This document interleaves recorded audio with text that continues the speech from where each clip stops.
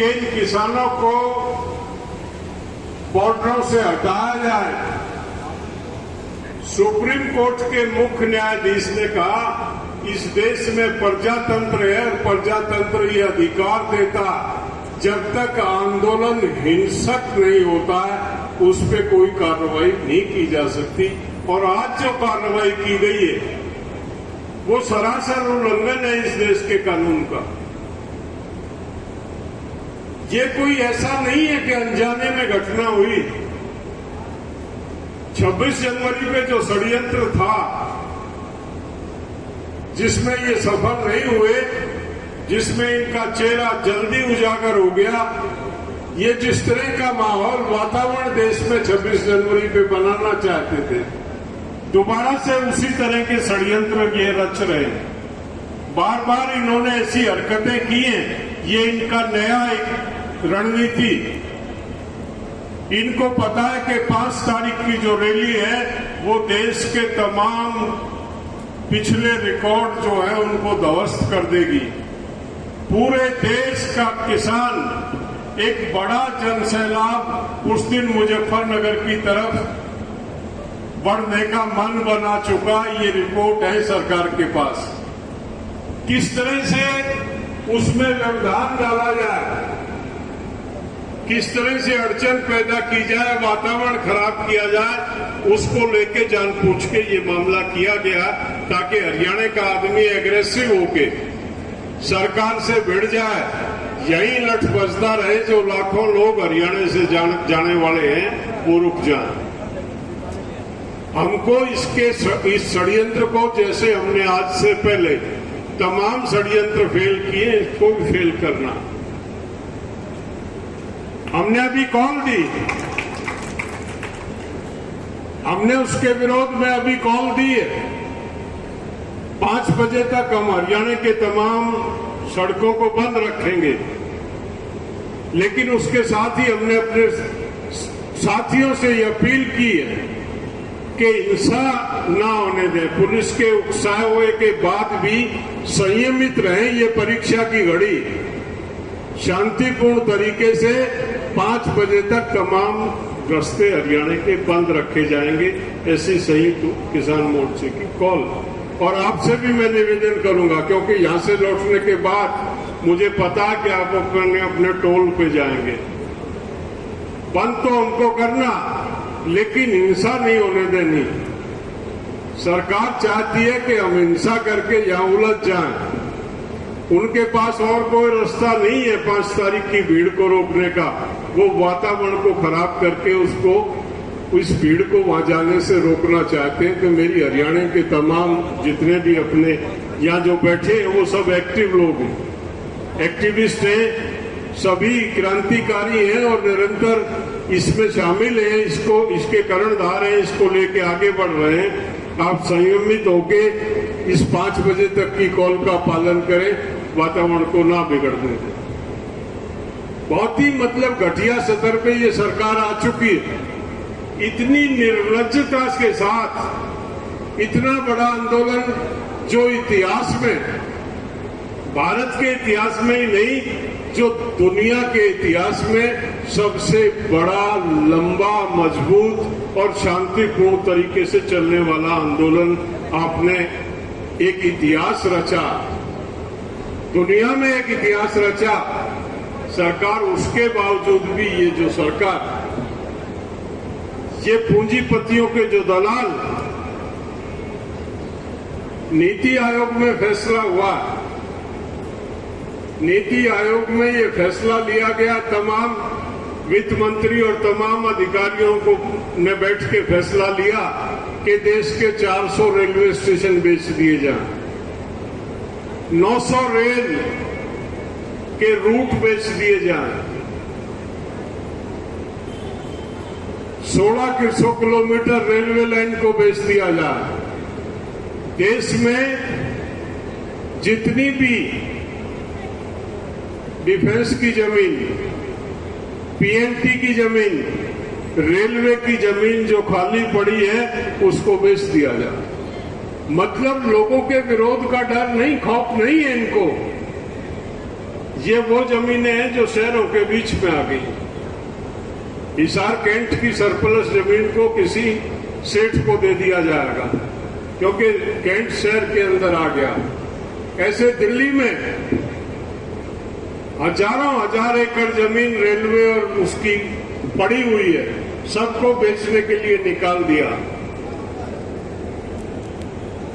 Airport को private किया इन्होंने,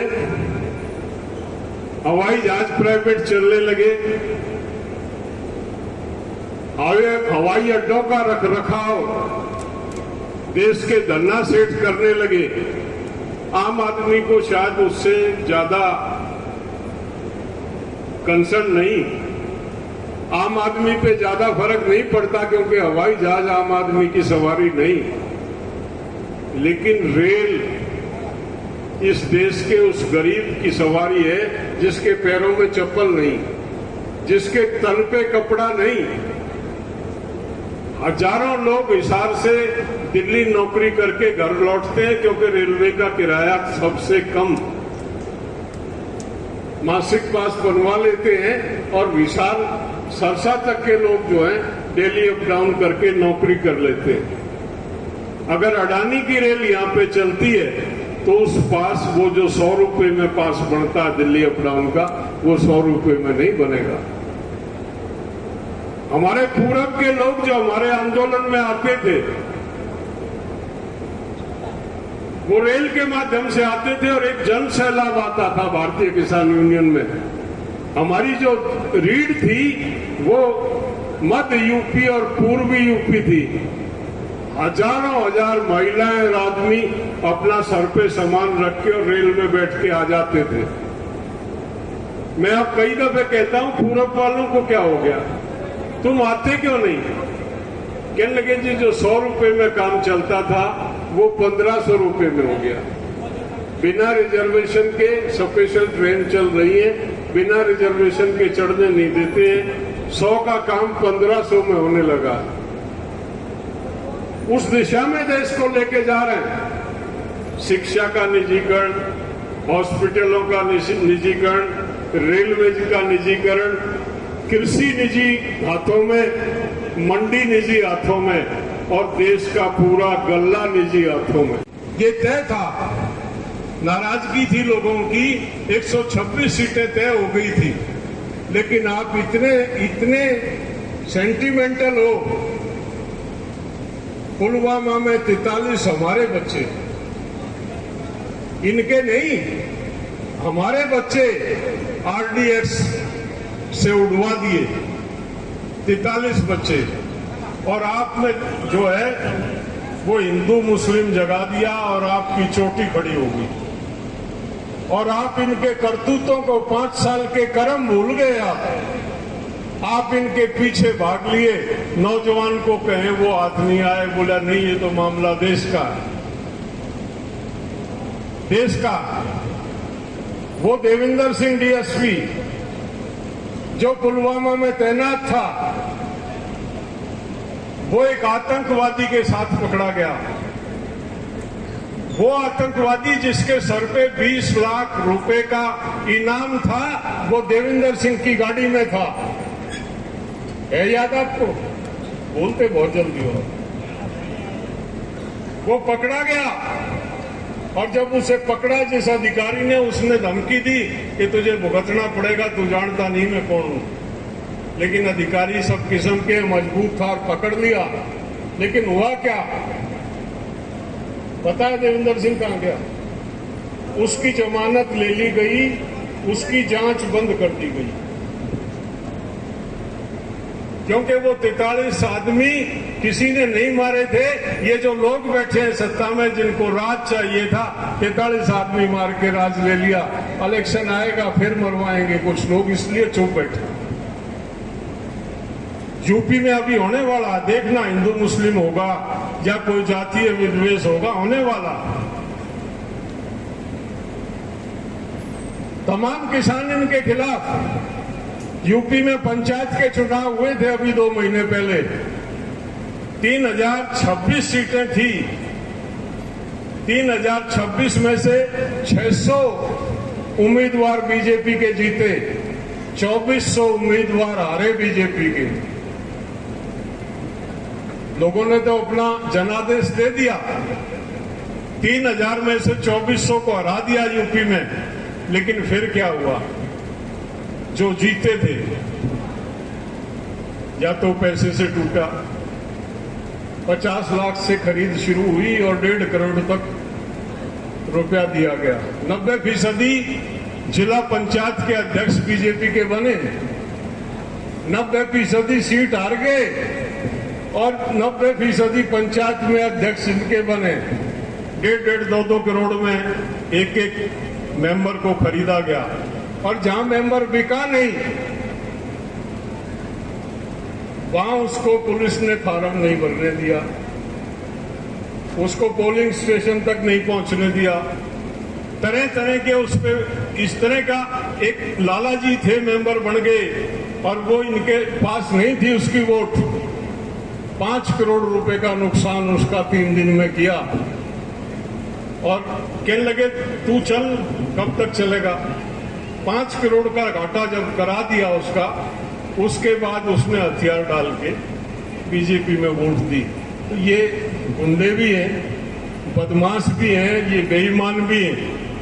ये धार्मिक उन्माद और जातीय उन्माद फैला के लोगों की लाशों में राजनीति करने में इनको कोई शर्म नहीं आती है, आपको समझना पड़ेगा। और इस हरियाणा का भाईचारा जिस बेरहमी और बेदर्दी से इन्होंने खराब किया था 2016 में, हरियाणा से बड़ा उदाहरण कोई नहीं। कोई इश्यू नहीं था, लेकिन लोगों को आमने सामने खड़ा कर दिया। वो जो सैकड़ों साल का भाईचारा था उसको तोड़ा। जातिवाद और धर्मवाद की जिसकी किताब पढ़ी जाती है वो यहाँ है ही नहीं हरियाणा में। ये हरियाणा, पंजाब, पश्चिमी उत्तर प्रदेश में मुंह फट तो है आदमी, लेकिन वो जहर नहीं है किसी में। वो जहर देखना है तो दक्षिण भारत में जाओ जाके। गली में एक सज्जन, एक जाति का अगर व्यक्ति आता है तो दूसरी व्यक्ति के जो लोग हैं वो गली में हटके खड़े हो जाते हैं। जातिवाद का जो नंगा नाच है वो पूर्वी उत्तर प्रदेश और दूसरे प्रदेशों में, ये तो हमारे बहुत स्वर्ग जैसे जो हैं क्षेत्र हैं इस देश में। अगर वास्तविकता में कहीं कल्चर और संस्कृति है, कहीं भाईचारा, कहीं मानवता है, तो ये प्रदेश। इसको दूषित किया इन दोस्तों ने, इसको खराब किया, इसमें हमको आपस में लड़ा। हमको, मैंने एक दिन वहां टोल पे भी कहा था,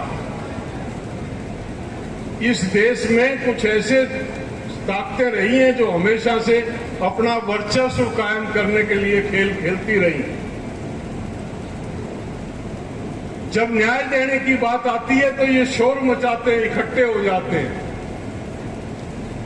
साइमन कमीशन क्यों आया था, क्या देना चाहता था, किस बात की इंक्वायरी हो रही थी, वो आज तक बताया नहीं गया देश में। साइमन कमीशन देश के पिछड़े और दलितों को न्याय देने के लिए आया था। जो इन लोगों को बर्दाश्त नहीं था, जो ताकतें आज मजबूत हैं, इन्होंने शोर मचाया। किताब में हमको पढ़ाया गया लाला लाजपत राय मर गए, क्यों विरोध कर रहे थे लाला लाजपत राय? लाला लाजपत राय वो जब दलितों को और पिछड़ों को न्याय देने आया था तो लाला लाजपत राय को क्या पड़ी थी विरोध करने की? चौधरी छोटूराम और बाबा साहब अंबेडकर दो व्यक्ति थे जिन्होंने साइमन कमीशन में अपनी बात रखी थी कि इस देश की तमाम संसाधनों पे चंद जातियों का कब्जा है, उससे मुक्त कराने के लिए इस देश के दलित और इस देश के पिछड़े को न्याय देना पड़ेगा, अधिकार देना पड़ेगा, तब ये देश आगे बढ़ पाएगा। इसलिए साइमन कमीशन आया था।